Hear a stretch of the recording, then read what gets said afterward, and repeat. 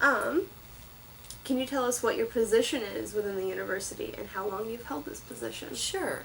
I've been the director of the Women's Center and associate director of student involvement since 1998. How long has the Women's Center been open? The Women's Center started as a student organization called the University Women's Action Group in 1971. It became a part of the institution, part of what was then called Campus Activities and Programs, which has evolved into student involvement. It started that in 1978. Okay. And then in 1990, we changed again so that it was a student-led group for a very long time. Then in 1990, we moved into having a professional position and more paid staff members. So and I'm currently in paid staff, the main position. On a daily basis, what does your day consist of? A million things happening all at once.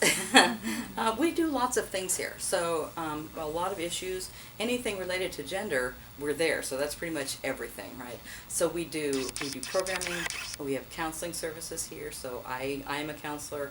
I supervise student staff that provides volunteer opportunities. We do outreach programs about all kinds of issues, including relationship violence prevention, body image issues, women in STEM fields, all kinds of things, plus men and masculinities. That's an issue that a lot of people don't think, oh, the Women's Center, but we are gender programs in student involvement. So, and my area of study is about men and masculinity. So we do lots of programming about how men's gender roles are changing too. What do you believe is the biggest challenge for gender and sexuality minorities in the youth of Nebraska? And that includes for gender inequality as well. Wow, that's hard. I think a big challenge is listening to each other and having other people take everybody seriously. I think the biggest challenge is that we need to have more allies. People need to understand each other, listen to each other, ask clarifying questions rather than being offended, or feel like if someone has a different belief than you do that hurts you in some way. We just need to have that environment where people can listen and learn from each other and offer people to have a safe and respectful environment. I think that's probably the biggest challenge.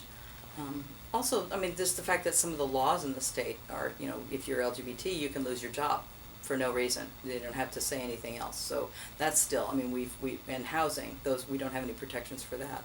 So I think those are obviously key as well. Are there any resources outside of your own office that you recommend?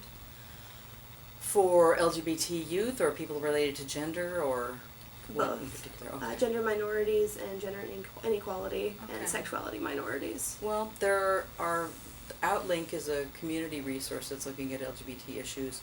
There's a number of other groups in the community. They're working for trans issues in particular or LGBT issues. As far as women and gender goes, the mayor has a commission on women, and there's a women's foundation that works to develop funding to help do education.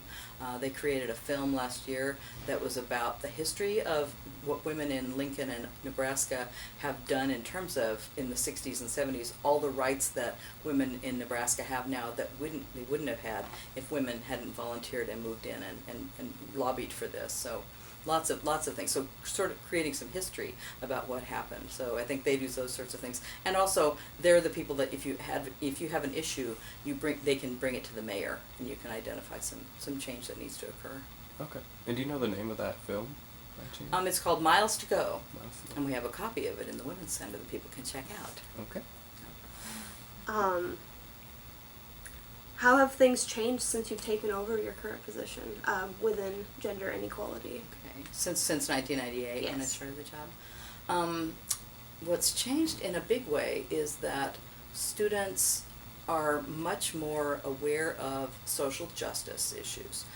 Students want to learn more. Students aren't as resistant. In the 70s, when I was a student here, every year they tried to take funding away from the Women's Center because they said, we don't need it, our girlfriends don't need it, no, everything's fine, nobody needs it.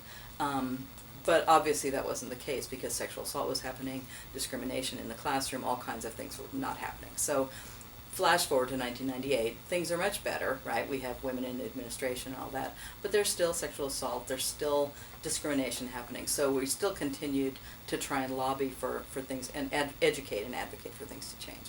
But I would say at this point, students are much more open to those issues. Men and women both see, to a larger extent, see their role in creating change and making the campus safer, not just about gender issues, but about race and ethnicity, international student issues, bigger picture things. Students are looking at the globe. In 1998, the internet was just a glimmer, right? It wasn't, we didn't have Twitter, we didn't have Facebook, there was a lot of stuff that, those connectors that we have in place now in terms of social media weren't there. So now, when something happens anywhere in the world, you can know instantly, you can feel like you're there.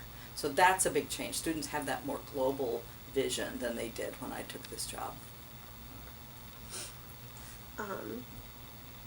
For the youth that is growing up in Nebraska, for these kids that are growing up, if you had one piece of advice to offer them for respecting gender and respecting sexuality, what would that be?